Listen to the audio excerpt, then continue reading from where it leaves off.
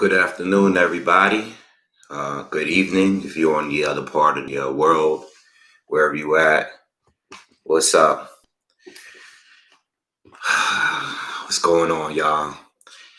I was a few minutes late. I was trying to get this mic together. I was having some issues, but I hope you guys can hear me clearly. I'm still having some mic issues, but I hope it doesn't sound too bad.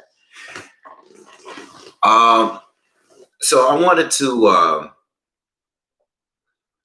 to close out this whole Lomachenko Lopez fight and move on. Okay, unless some big news we get within the next few days or whatnot, then I'll speak on it. All right, but I want to move forward. There's other fights coming up, and continue from there. Right. Shout out to Punch Quote, The Working Man, Fresh BX, Vitalage, Robert, Chain.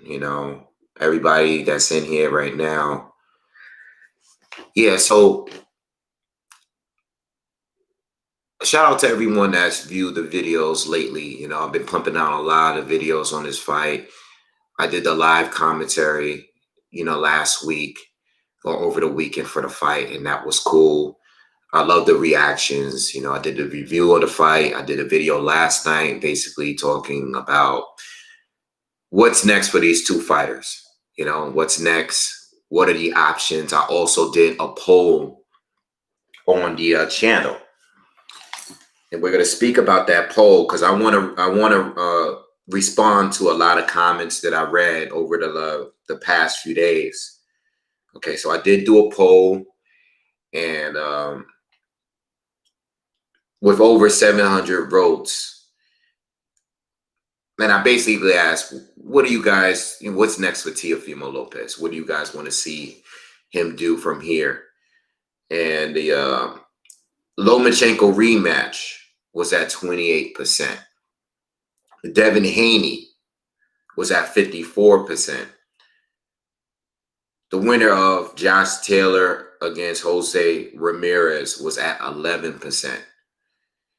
Ryan Garcia against the Luke Campbell winner was at 4%. And Regis Pearlgrave was at 4% as well. Now, I didn't add Tank Davis. Some people ask me, why isn't Tank Davis there? There were some people that left comments saying that T.O. should fight Tank Davis next. The reason why I didn't add Tank Davis was because Tank wasn't really a fight that I would see happening. There's never really been, I know there's been talk between the two.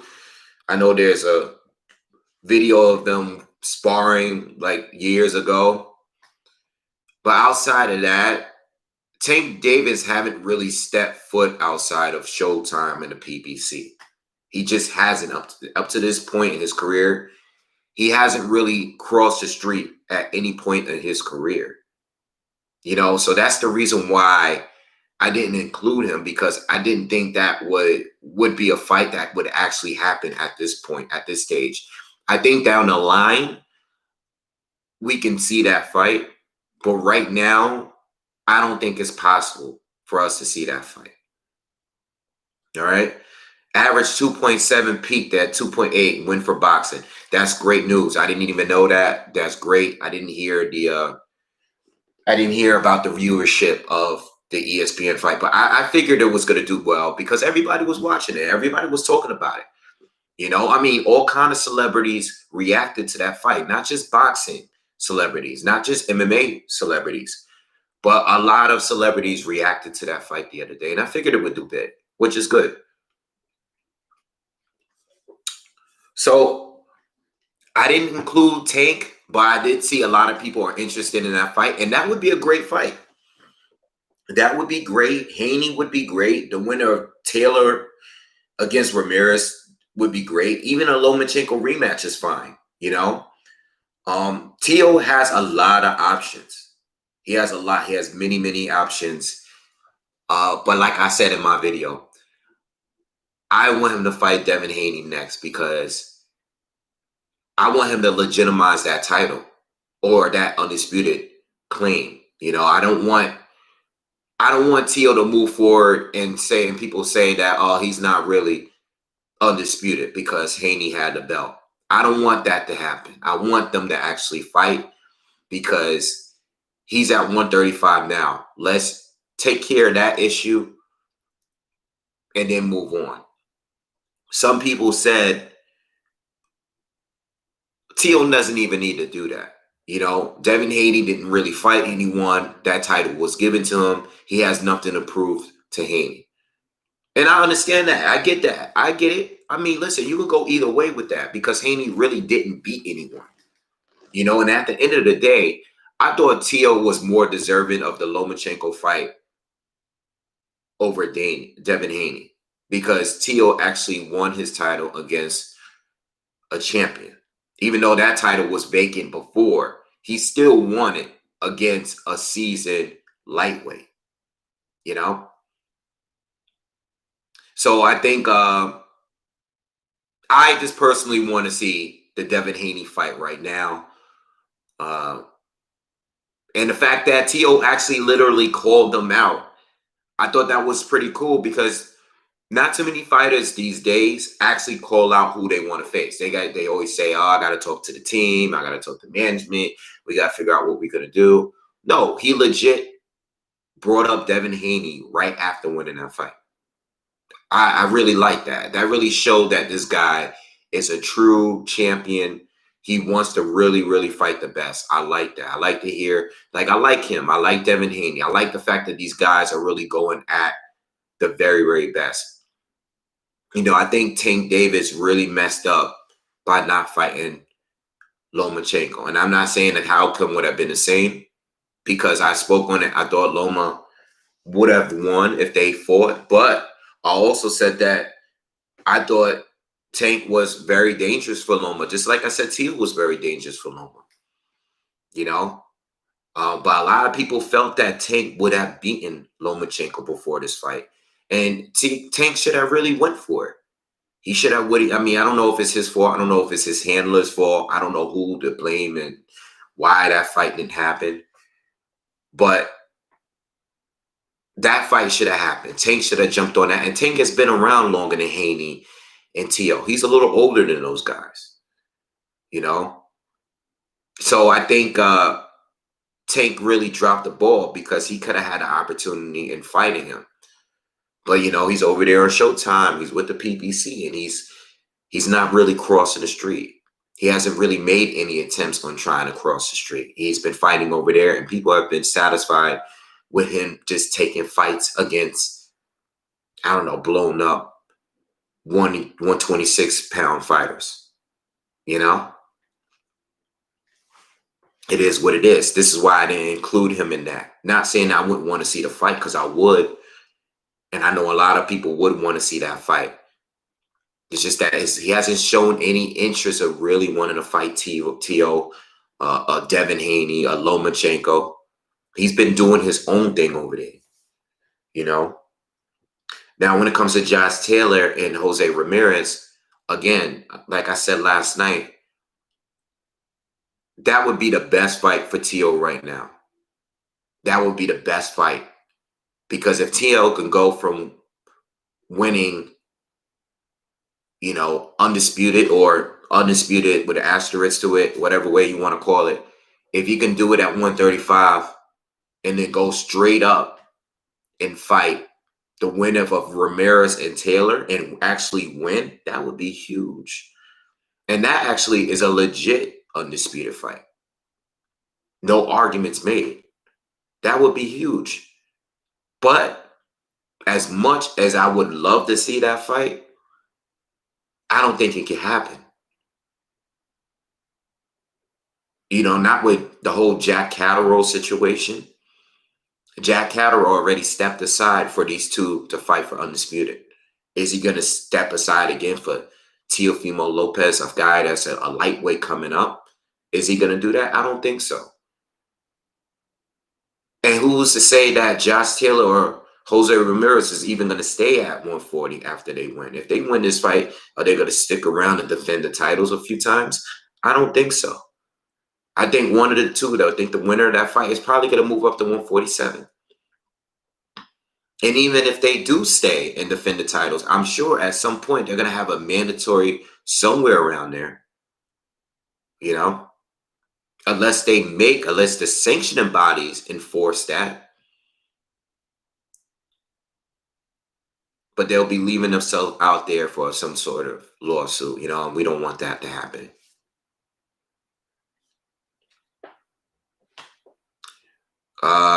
Devin Cruz, I don't think Teofimo beats Ramirez or Taylor, in my opinion. I really don't know. I think he would have more of a chance of beating Ramirez, but I think Ramirez is going to come at him. Ramirez is going to come at him. Ramirez is a bull, and Taylor is a guy that's very, very diverse. He can do it all. He's tall, he's long, and he can fight on the inside as well. You know what I'm saying? He can do it all. He's very, very versatile. Those two fights would definitely be harder for Tio. But I wouldn't say that he can't do it, especially against Josh Taylor. I think Josh Taylor would be the harder fight for young Tio. Yeah, Taylor is much bigger than Loma. Got to remember, Loma was still able to fight a good, strong 4 rounds in the second half of that fight. And you also got to remember, Loma is a guy that moved up to 135. Tio started there. All right, Tio belongs at 140, So it's a big difference. I wanted to reply to a couple of the comments. I think I replied to a couple of them already.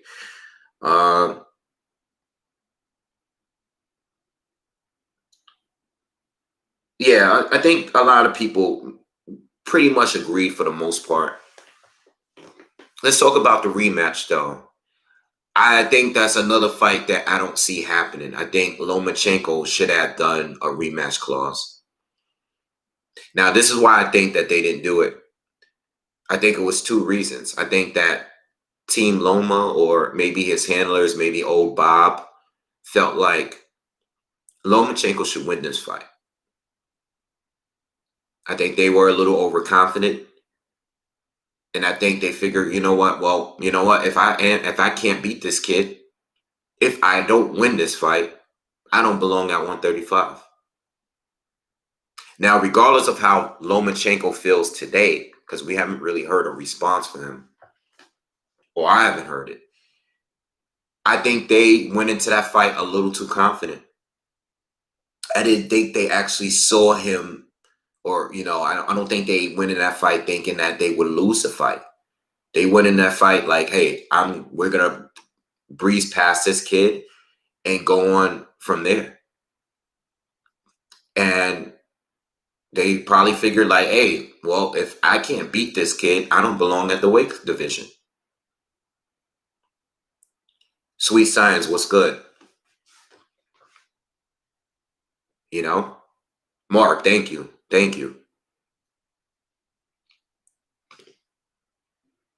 Errol Spence Jr.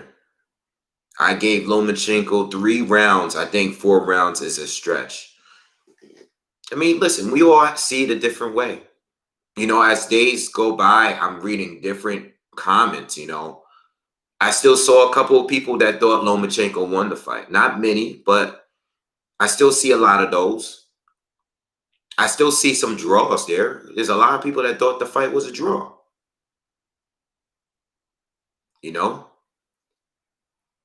I think Lomachenko won the 8th, the 9th, the 10th, and the 11th. I thought the 8th round and the 2nd round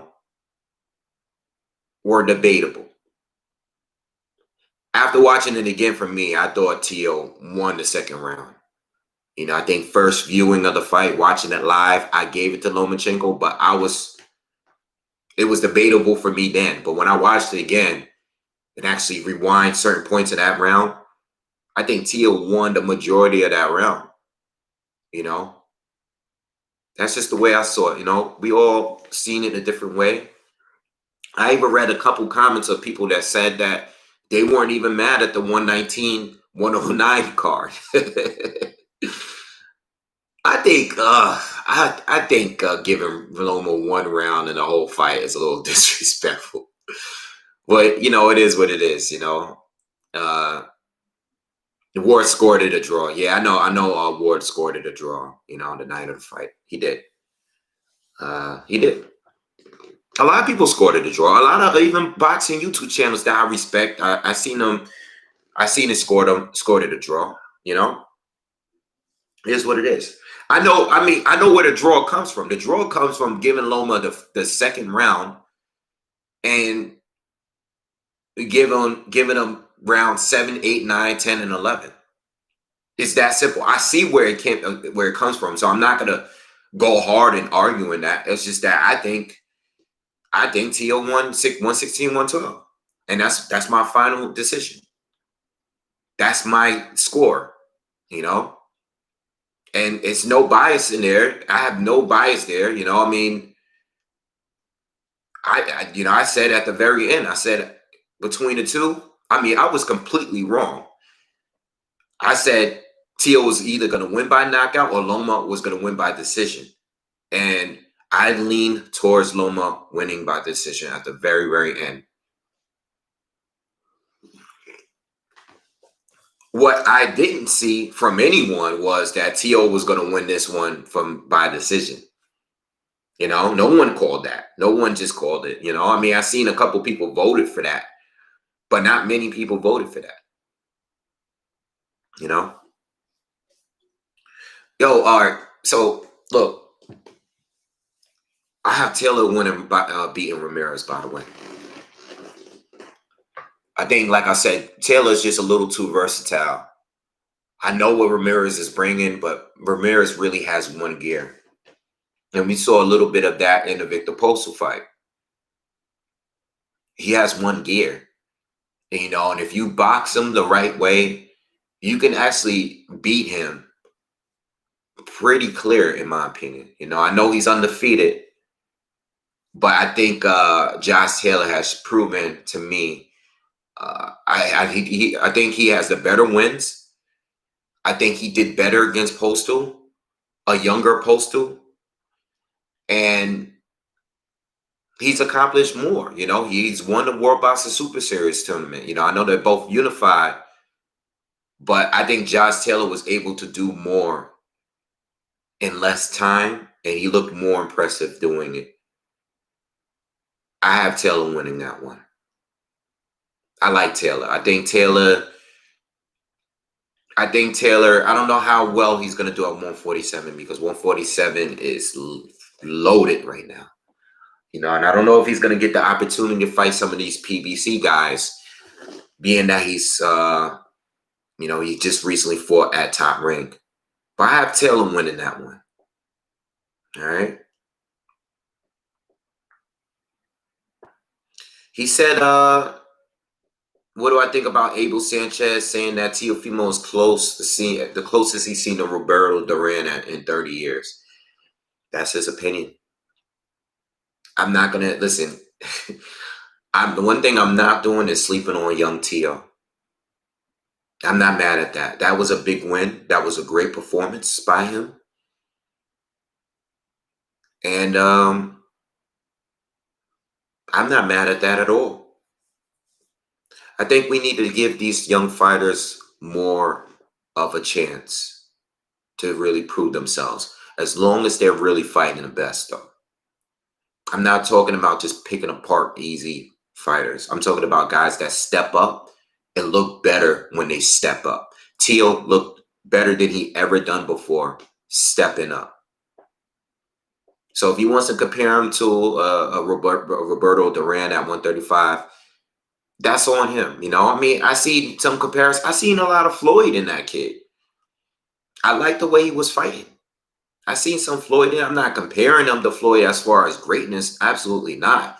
But what I'm saying is in his style and the way he controlled the fight, I saw a lot of Floyd in there. I told you a lot of things he was doing. It was what I seen with Floyd.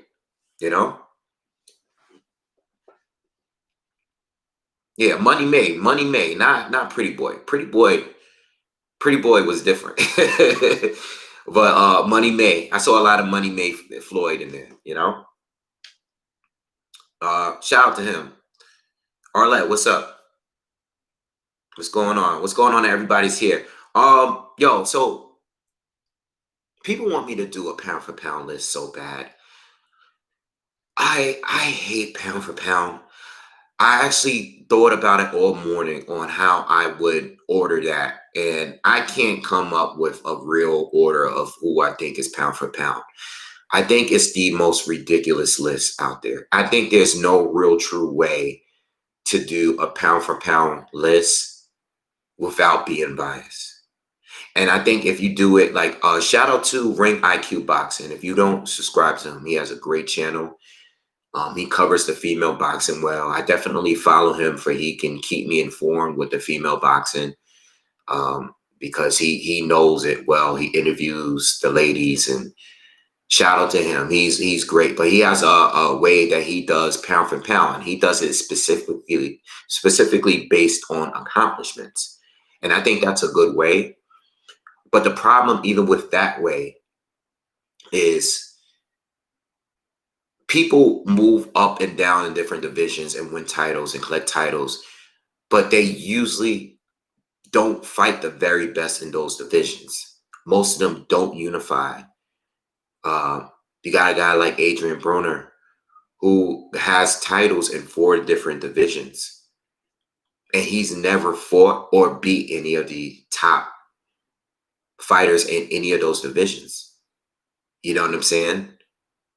Leo Santa Cruz moved up to 130 and got his title from Miguel Flores. But then you have a guy like Teo that hasn't won titles in any other division, but he went up, or he didn't go up, but he was able to beat Lomachenko. He beat Lomachenko, and I think that trumps a lot of those going to different division, winning titles, wins. I think that trumps that, because you beat Lomachenko, a guy that was unified with 3 belts. He had 3 belts, and he won titles in 2 different divisions, and he did it quicker than anybody else in the history of the sport. And you beat him one time. That one win right there, forget Richard Comey. You beat Lomachenko after he accomplished much. We know that Loma has lost before, but when you beat a guy like that, that's bigger than some of these guys that's moved up to several different divisions and won titles at different divisions. You know what I'm saying? So it's hard for me to really construct a really accurate pound for pound list without being biased, because I'm going to have my personal biases in there. I'm going to throw my personal eye test in there. I'm going to throw my personal opinions on which fights I think were the bigger wins. I'm going to do all of that. And what I don't want to do is mislead the public on who is a top pound for pound, whatever, you know? But shout out to Ring IQ. You know, he's a great channel. I love his stuff. He does great work.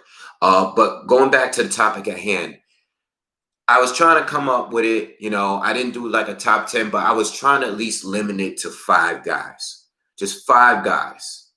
And when I think of 5 guys, when I think of pound for pound, when I think of guys that have accomplished great things and they've beat quality fighters, if I had to mix it all, you know, whether they have blemishes on their record or you know what they actually were trying to do, losses, wins, quality wins, losses, everything, and skills and talent, which is subjective, I would have to throw in Canelo immediately. I have to throw Canelo is the first guy that pops up. I have to throw him in there. I have to do Canelo. You know, he fought Daniel Jacobs. He fought Sergey Kovalev same year.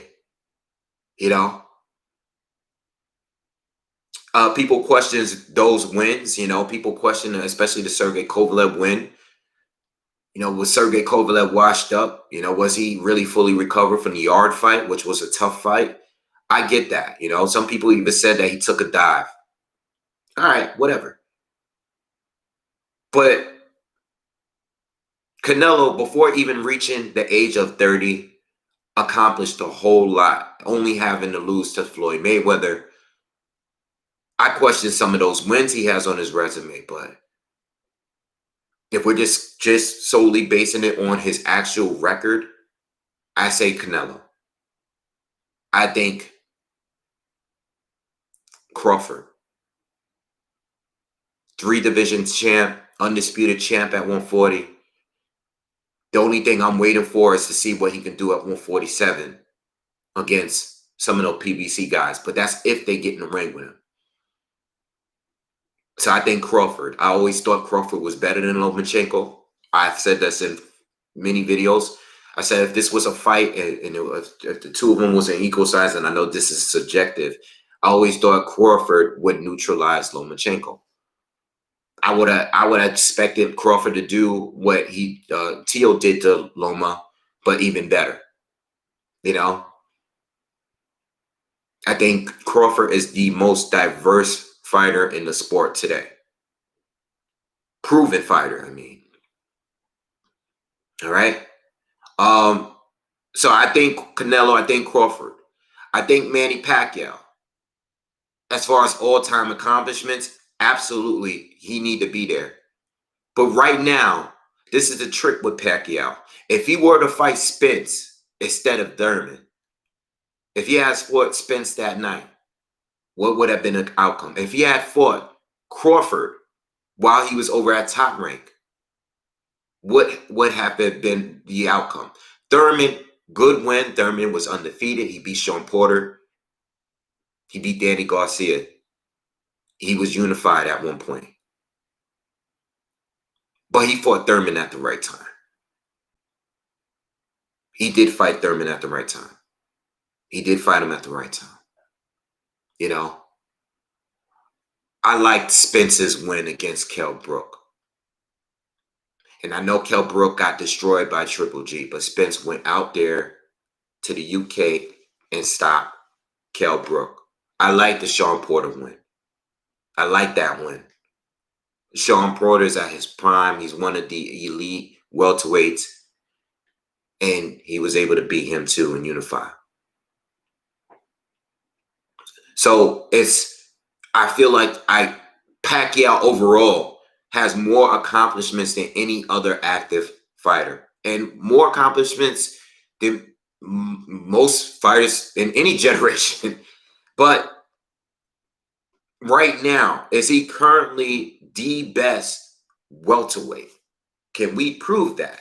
He did lose to Jeff Horn. I know it was very controversial because of the way that Jeff Horn was fighting and all, but we saw what happened with Jeff Horn winning there with Crawford, and Crawford made it look easy. We have to give Crawford his credit for that. Naoya Inoue. Another guy that I have to put him up there in the top 5. Because he's going up, won titles in 3 different divisions. Now, he hasn't made undisputed yet. But all of the fighters that he's fought, he just literally destroyed. I think he became a champion in his 6th fight, was it? He destroys people. He destroys people. You know, and people, will talk about the Donaire fight as if it wasn't that great of a win. Well, let's just say, and this is the importance, and this is why I tell people all the time, let's stop. What Lomachenko was trying to do, what guys like Inoue try to do, guys like Roman Gonzalez recently tried to do, going up multiple divisions, winning titles. The danger is that when you go up and you have power, is it going to be as much of a factor? Is it going to translate over well in the higher divisions? At some point, it didn't really do so well with Roman Gonzalez.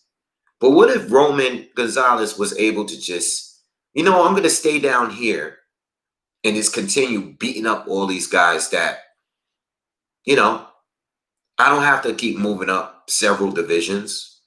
I'm not going to move up 4 divisions. Let's say I'm going to just move up 3 and just stay here and dominate this division. I already won titles in 2 other divisions.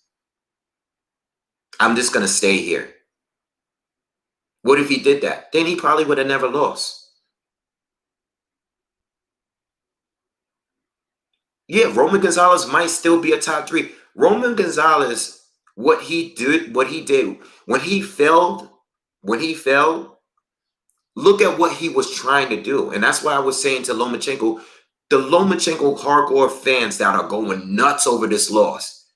Why are you going nuts? Why are you going crazy? Look at what he was trying to do. He won 3 titles as a little guy, as a guy that moved up from 126. Why are you so angry that he lost? What's the outrage for? He had 3 of the titles. That's dope. Roman Gonzalez, same thing with him. He was struggling when he moved up. Even before he got knocked out. He was struggling in a couple of those fights because, yo, you're going up and your style, you're doing a lot of volume, a lot of power, but you're fighting guys that is taking your punches better now because you're fighting bigger guys. If you keep moving up, it's going to be tougher for you. Why do you think Floyd didn't move up to 160? Because he knew his limit. He knew it. People were, back when Sergio Martinez, when he knocked out Paul Williams, and when Sergio Martinez was a pound-for-pound fighter, when he was a top 5 pound-for-pound fighter, okay, when he was the man, before Triple G, when Sergio Martinez were beating all of these guys at 160, you know, what were they saying about Floyd? Go up to fight Sergio Martinez. And then when Triple G came around, what? Go up to fight Triple G at 160. You know, when Floyd beat Canelo, they were like, well, I dare you to go, to 160 and do the same thing. Because people know their limits. People know. I never was a fan of that idea. I think a lot of people that were saying that were just Triple G haters. I don't think they were being logical. I'm like, listen, Floyd is an amazing fighter. But going up to 160, I mean, look, even Canelo, who fought at 154, Floyd already had a title at 154 before. He beat he beat Cotto at 154. Yet he still made Canelo fight him at a catchweight because Floyd is smart. He knows his limits. He's an amazing fighter. He's one of my favorite fighters of all time. But he knows his limits. Triple G, Floyd wouldn't have had the power to keep him off from at 160, especially at that time.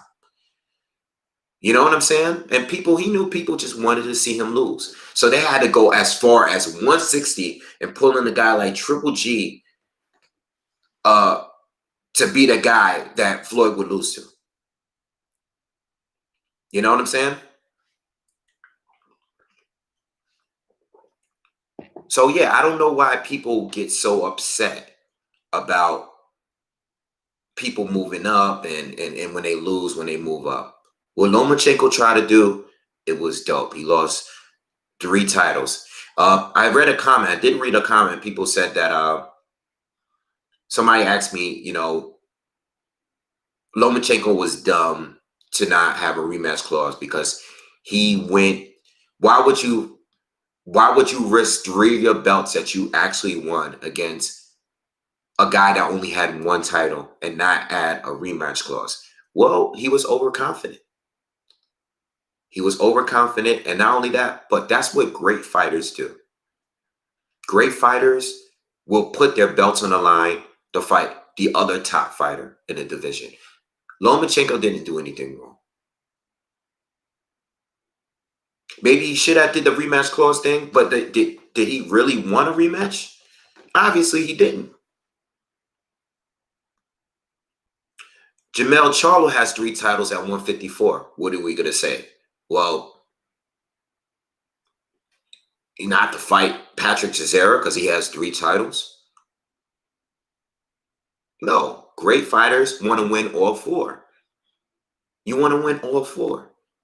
You know, I wish Andre Ward went after Adonis Stevenson, after being Kovalev.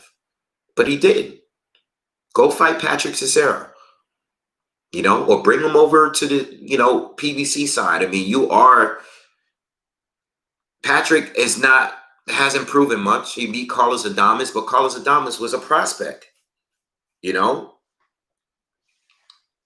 you want to be, historically, if you want to be great, you have to go after them all. You have to do it, Salute to Lomachenko for doing what he tried to be greater, I mean, he's already a great fighter. He tried to do it, but he failed at it. And there's nothing wrong with that. We don't need an outrage over this. But I would like him to fight Haney. I would like him to fight. I want Teofimo Lopez to fight Haney.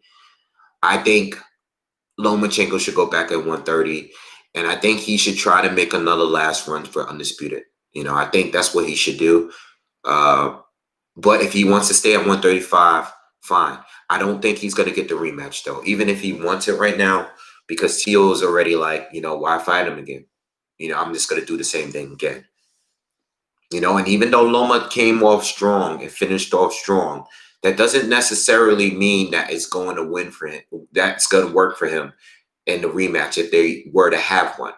Because like I said the other night or last night, just because Loma finished strong doesn't mean that it's going to be smart for him to start out that way. It doesn't mean that he's going to necessarily start off that way. He's not going to come out and say, let's get those likes up. We got a little over 80. We got over 80 viewers. Let's get those likes up to at least 50, 60. All right? Let's get those likes up, please. What was I saying? Yeah, I don't think Loma starting out aggressive is going to be a smart move for Teo against Teo. I don't think it's going to be smart because Teo is going to be sharper, fresher. I think when Loma did put some work on Teo later in that fight, because Teo slowed down. But I think Teo would be better in a rematch, and I think Loma would be better. It's just that if Loma tried to be so aggressive, see, the thing is, people are totally underestimating Teofimo Lopez at this point because Loma wasn't on the attack because he felt Teo's power, and I think he was afraid of that power. Not only that, but Loma couldn't do what he normally did. He couldn't just step to the right because he was worried about the left hook. He couldn't step to the left because he was worried about that right hand. This is why he wasn't really in the pocket like he would have normally wanted to be. This is why Teo kept him on the outside. Teo kept it as a rangy fight. You got to really look at the fight, and you got to look at what Teo was trying to do in there.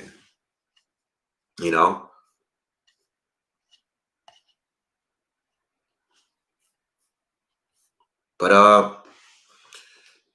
yeah. I think Loma should go back down to 130. I mean, there are other options there. I did want to mention though, what would Bob do? What does Bob Arum want, do you think? What do you guys think about that? What do you think Bob Arum actually want from Teofimo Lopez? Do you think Bob Arum would let him fight Devin Haney?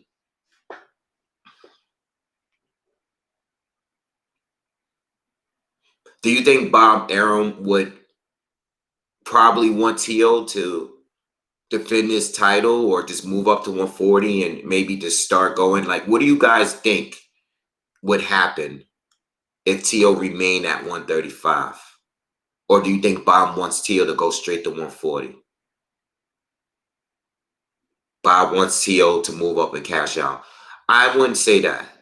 I wouldn't say that. I don't think Bob is looking for a guy that's 23 years old and just beat Lomachenko to just cash out. I think Teofimo Lopez is a long-term investment.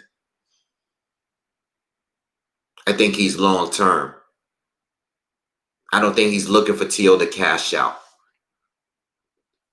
I think Teofimo Lopez has potential to be a big star.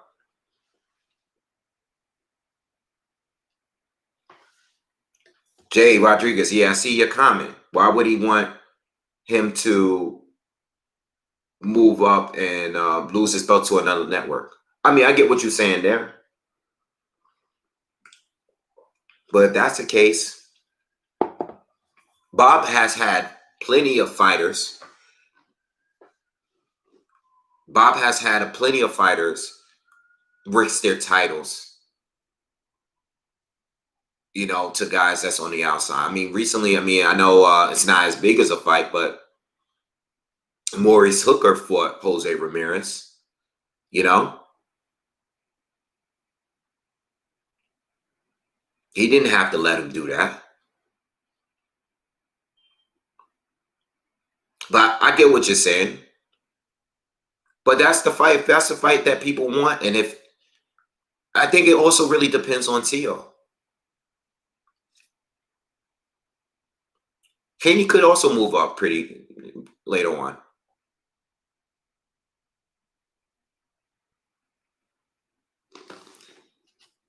Yeah, there's a lot of risk in Haney. Yes, it's a lot of risk with fighting Devin Haney. But if he wants to be a legit undisputed fighter, he would have to fight. You know, and it's a fight that people want to see. Lopez could meet Haney later on at welter. Yeah, he could. But look, that's the thing about us boxing fans, man. Why do we want to wait? We know that it's a business. We get that. But don't we want the best to fight the best? If we want the best to fight the best, why make them wait? Why make them wait? The best should be fighting the best, because if you wait around, somebody else is going to get your opportunity. You know? To me, it's mind blowing. Yo, shout out to let's see, let me scroll back up. El Camon. Thank you for the super chat. To me, it's mind blowing how people say Loma won. I wonder what fight they saw, but love the commentary, man. Keep it up. Thank you. Yeah, I think Loma. I think Loma winning is way too much. I think the draw is.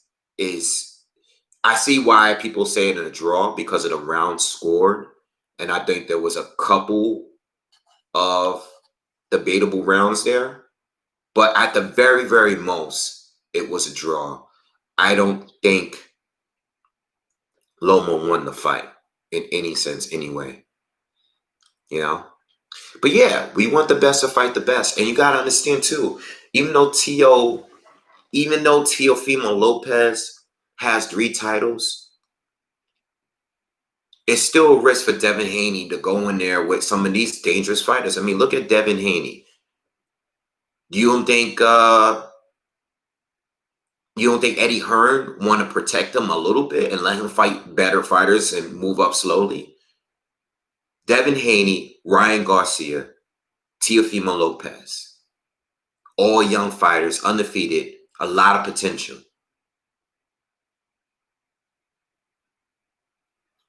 I mean, why would you want any of those guys to get into the ring with anyone good right now? But they're doing it. They want to do it. Put them in there. Let them lose. If one of them loses, they lose, but they could bounce back. You know, it's dangerous for Haney as well, because now Teo is more proven than Haney.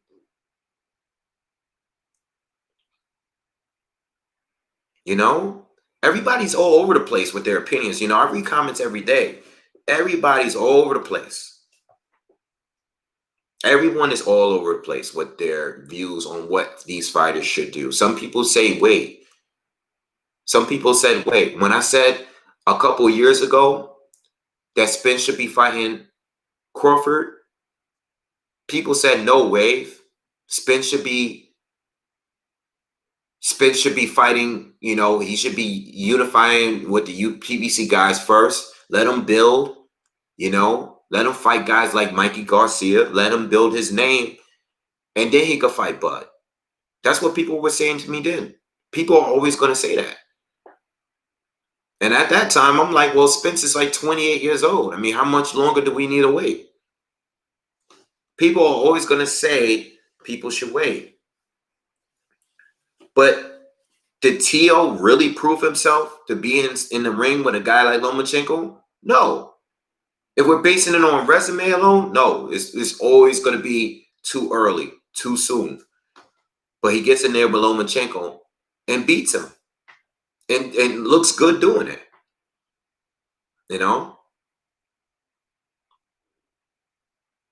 Haney should sign elsewhere. I don't see why.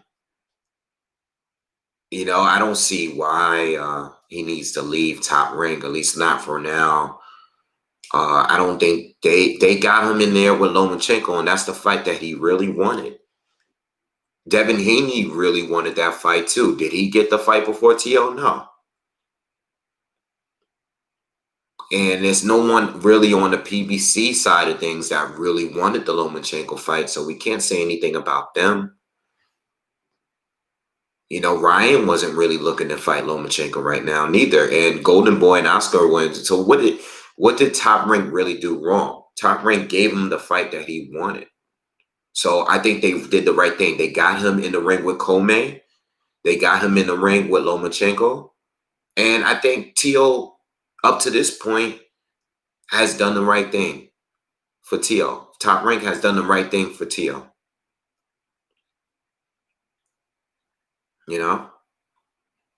Haney's on the zone. They have him fighting Gamboa.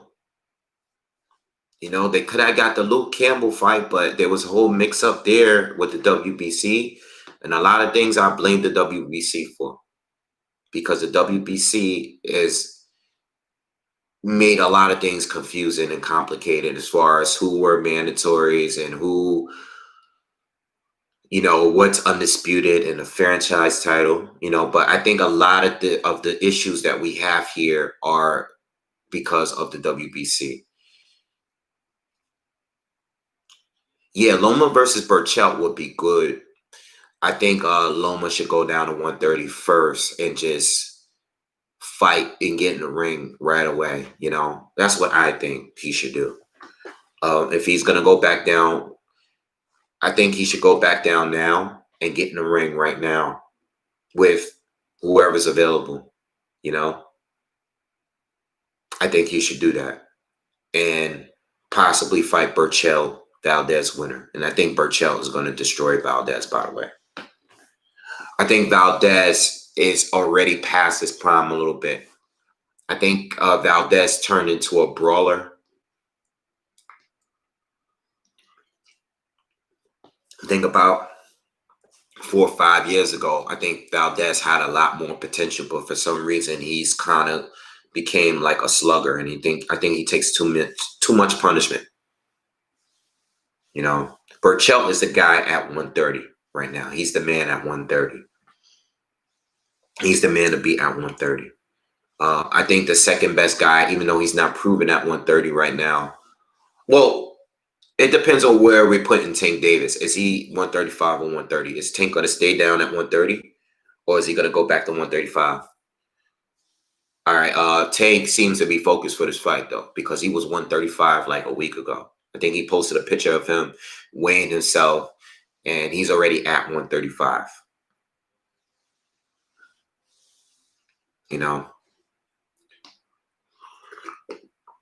I wouldn't want to see Stevenson fight Burchell right away. But if the opportunity comes and he wants to test himself, that would be a great win if he is to beat Burchell right now. But my most important thing when it comes to Lomachenko is getting back in the ring immediately. You took 14 months off to fight Teo. Get back in the ring ASAP. Don't take no long layoffs. You know what I'm saying? You're already getting into the fourth quarter in your career. Get back in the ring soon, if you are going to continue fighting,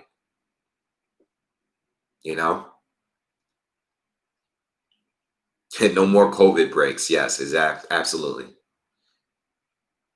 I do think T.O. is the best lightweight. Absolutely. Yes. Right now, I do.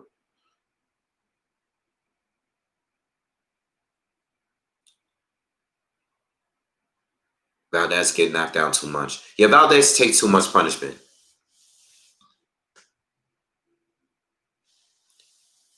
How is who considered so great with 16 fights? Who are we talking about here? Are we talking Lomachenko? Are we talking about T.O.? I don't know. I know a lot of these guys. Who are we talking about? Marvin. 16 fights who? I do think T.O. is the best at 135, though. I think he's the best lightweight right now.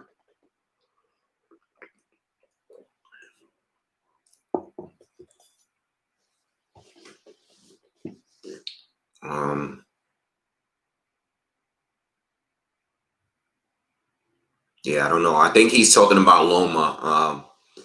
I think he was talking about Loma. As I explained in previous videos, he only has 16 fights. He only has 16 fights, but he was able to win titles in 3 different divisions in those 16 fights. He was able to do it quicker than anybody else. If you were to look on a resume of any top boxer today, whether it's Canelo, whether it's Manny Pacquiao, whether it's Terrence Crawford, no one accomplished that in their 16 fights, even with the 2 losses. Okay. He's won the title in his 3rd fight against an unbeaten Gary Russell Jr., who's still a champion. He's been a champion. He's one of the longest reigning champions in boxing. Gary Russell Jr., he was able to beat him in his 3rd professional fight.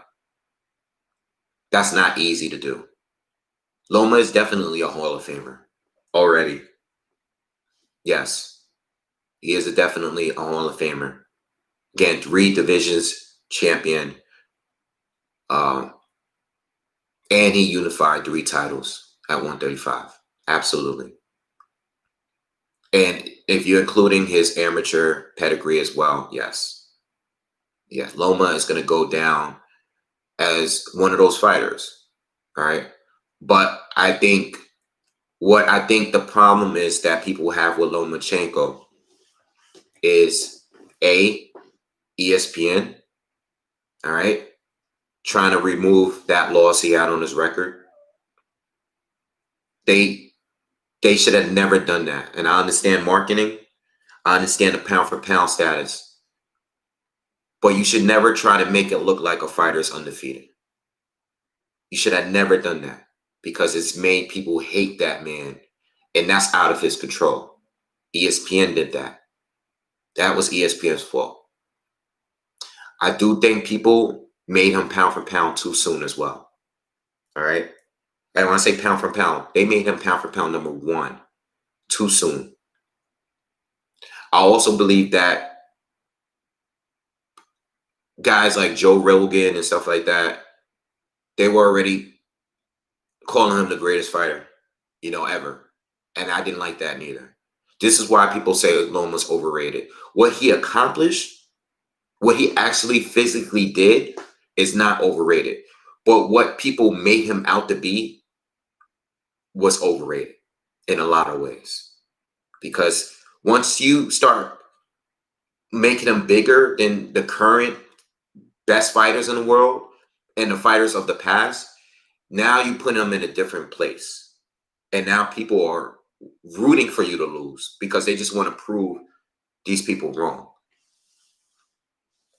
But I do understand marketing, and this is what I said in the other video. Pound for pound, this is why I don't do videos on it, because it's a marketing tool. It's a marketing tool. If it's your fighter, you are going to boost His resume, you gotta hype him up as much as you can.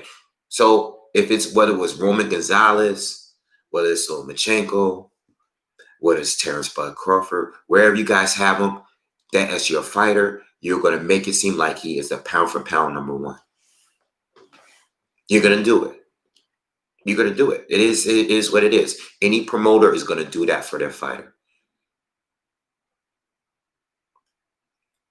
But ESPN should have never don't try to hide the loss. Like little tricks like that, that shit, like that's corny, you know? Like they should have never did that.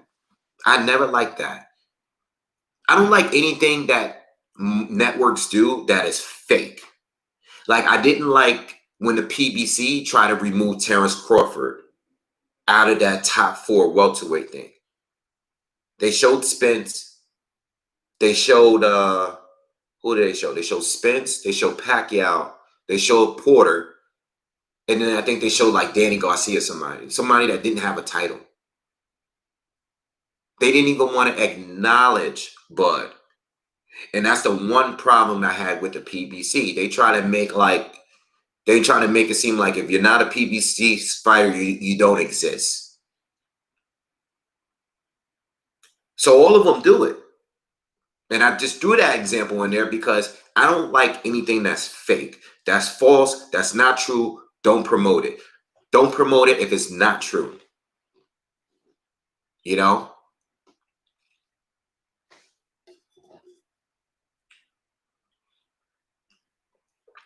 So that's my stance, and that's universal when it comes to any network. Just don't put out any bullshit. If this guy is as good as you claim, let him prove it. You don't have to manipulate the numbers or the records or anything like that. You don't have to manipulate the titles. If they're great at what they do, they're going to prove it. You know? Who wins between Devin and Teo? I have no idea. I've been thinking about this a lot because I think Devin is going to bring a different fight than Loma did. You know, I think Devin is going to come at Teo. He's going to fight on the outside like Teo is going to fight on the outside. But Devin's going to be coming in with a lot more jabs. He's going to be jabbing to the body too. He has quick hands. He has high volume. Okay, he has quick feet. He's going to be stepping in and out. A lot of those right hands that Teo was throwing to the body, Devin's going to move out of the way with a lot of those. He's going to see a lot of those coming. Teo got that power. Teo got that power. You know, Kano, thank you for the super chat. He has that power. So, I don't know. That's another. This is why I asked. Is Bob going to let Teo fight Devin Haney? Because the last thing they would want is for Devin Haney on his first real fight to come up and win and become true undisputed. You know? We'll see. We'll see.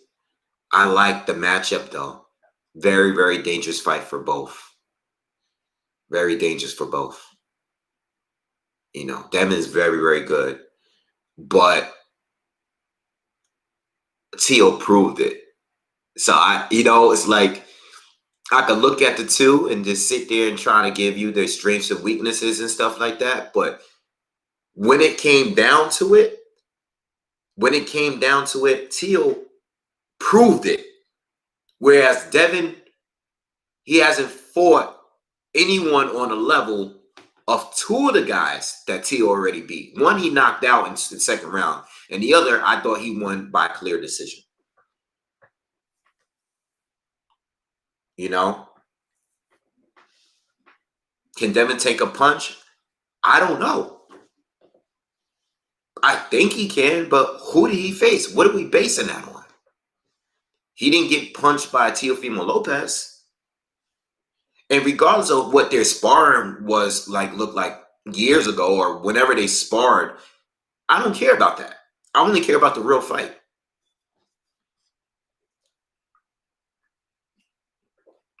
I don't know when Burchelt is fighting Valdez.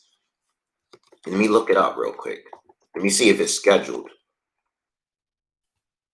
I don't know when that fight is happening. It's not scheduled yet, at least not on BoxRec. We know that they're supposed to fight. You know, we know Jamal Herring is supposed to be fighting Carl Frampton. All right, but I don't know. I don't know. Haney should take Loma fight. That's if Loma's interested in staying at 135. You know, Haney don't have the power to keep on Lopez honest. No, but I think that Haney's style is it could give Tio some trouble, just like Nakatani did. You know, I'm thinking more of the styles. I don't think Devin Haney is a powerful puncher like that, but I think when it comes to winning rounds, I think Devin Haney's style is a lot more easier on the eye for him to win rounds against Tio. That's what I'm saying, as opposed to Lomachenko. You know, but we'll see. Well, this is what I think. If Loma wanted to stay at 135 and he actually really wants another shot at those titles,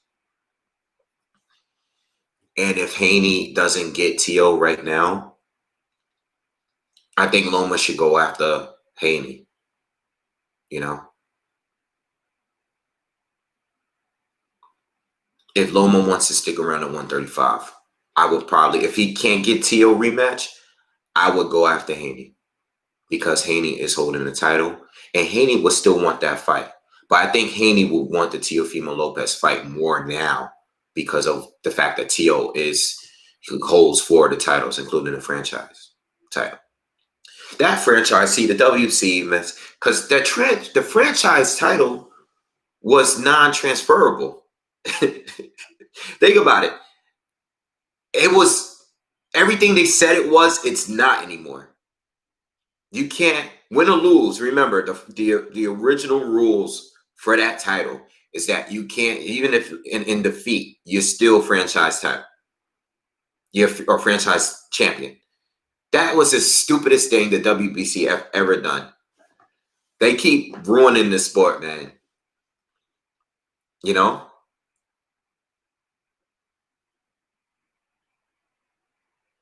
Haney should go after Lomachenko. Loma is the A side. Haney don't got a title. He has a WBC title. He does. He does have a title. Kind of. He has a title, though. I'm not going to get into that because I'm tired of debating about whether or not that title is legit. It's depending on whatever Mauricio Solomon says today. He got the email belt. He didn't win his title. So I think Tio's title is legit, you know? But the franchise title is filled with complications, you know? So yeah, look. I'm just strictly reading off the comments now. I think I covered everything when it comes to this fight. I think all my points have been made. All the other options. Again, Tio has so many different options, but I don't know what options are actually possible. When it comes to 140 and undisputed there, I don't think that Josh Taylor and Jose Ramirez is going to fight him. If whoever wins that fight, I don't think that's going to happen. I think they're going to either go up to 140 or 147, or that the winner is going to have to be forced to fight in Jack Carroll. So if that were to fight, that fight were to happen, it's only if the winner of that fight that undisputed fight chooses to stay at 140. And even if they choose to stay at 140, it won't be for another couple fights because mandatories are always going to get in the way. So I don't believe that's like T.O.'s next move. It's not T.O.'s next move. I think Devin Haney is possible. I think the only way Devin Haney fight does not happen is if old Bob says, nah, we're not going to have you fight against the zone guy. And it's just too risky. I'm not talking about what T.O. thought. I'm talking about what Bob Arum and Top Rank wants. So I think that fight could happen. I think that's more realistic than the undisputed fight at 140. But I'm not sure if Bob Arum is cool with that fight happening. I think the rematch with Loma is possible. But again, I think that's another decision based on what does Loma want. We know T.O. doesn't really care to fight him again. He doesn't want to fight Loma again. What does Loma want? Does Loma even want that fight? Or is he going to go back down to 130? Or is he going to stay at 135 and fight someone else? Is that what Bob Arum wants? Is that what Top Rank wants?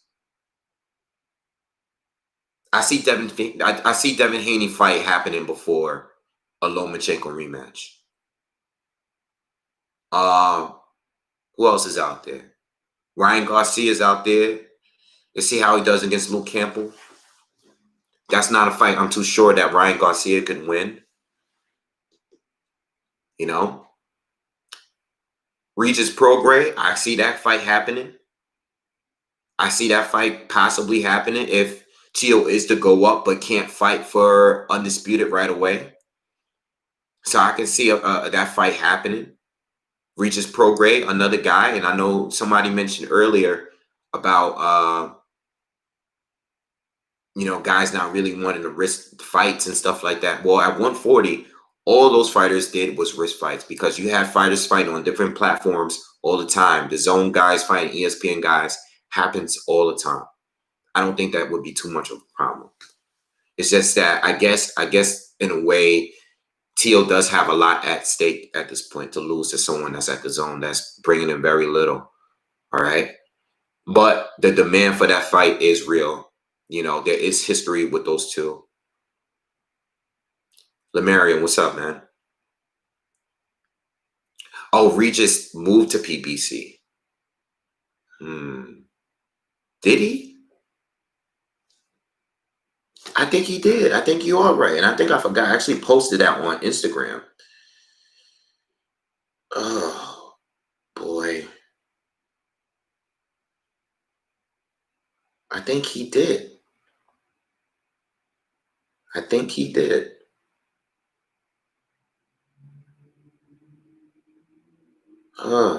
Yes. He's fighting on that undercard. Wow. All right, so I don't think that's gonna happen. All right. Yeah, I think Regis. Well, if he's over there in Showtime, he might as well go after the PBC welterweights. If he's over there, he might as well go after Spence and all of guys. Ugas. We'll see. All right, he's not with Lou DiBello anymore. Okay. So those are the things. And Tank, when it comes to Tank, again, same thing. Tank, Showtime. I think that would be a conflict, But we'll see. All right, guys. I'm gonna leave it at that. I know people wanted me to do a pound for pound list. I can't give you a pound for pound list, man, because I don't think anyone is really I think the 5 guys that I named, I think the 4 or 5 guys that I think should definitely be in the top 5. You got Canelo, you got Pacquiao, you got Bud Crawford, you got Inoue. So I think those are the top 4 for sure. I was thinking Usyk, but Usyk won the tournament 2 years ago, you know, and had one heavyweight fight against the journeyman. So even though Usyk has a lot of accomplishments, I kind of want to see what he can do as a heavyweight now, you know? Yeah, I got to see what he does against Chisora. But, you know, it's been a while since he accomplished what he did at the World Boxing Super Series. And I'm not saying that shouldn't matter. It does matter still. But now that you're a heavyweight, I'm not really sure, you know, how that goes, because we already had another winner of the World Boxing Super Series after you left, you know. I always had, in a way, beaten Neri, but I always wanted Neri to fight in a way. I think that was a fight that I always wanted to see. I brought it up on this channel before. Louis Neri moved up to 122 now, though. So, I mean, not saying that the fight can't happen, because it could still happen. But I'm still picking in a way to do it. And, you know, and the fighters that they had in common, in a way, made it beat them a lot better. I would go with Inoue, you know. Navarrete against Josh Warrington would be a great fight. I don't know who would win. I have to give more thought on that.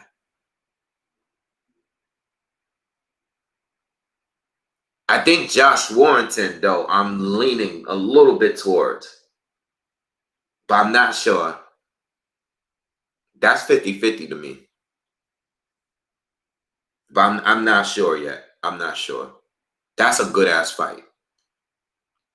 And Gary Russell against either one of them is another good fight. I think Gary Russell would beat Navarrete.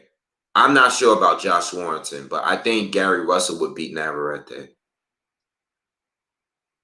You know? Josh ain't got no pop at all. That's why I picked Navarrete. Yeah, Josh don't have crazy power like that, but he was hurt. He was able to hurt Frampton a little bit. You know, so I wouldn't say he don't got no pop. But that would be a war. Navarrete definitely hits harder though. Yeah. All right, guys, I gotta break out. I didn't want to make it too long. I just wanted to do an hour tops with you guys, and expect more content soon. We're gonna talk about the fights this weekend. We got a few fights coming up this Friday. The Zone card coming up, and we got some other fights coming up in the next few weeks. So I'll get back to those fights. I just wanted to close this Lomachenko, Haney, Teofimo Lopez thing out and move on. All right. So had a good time, but I'm out, man. All right, peace.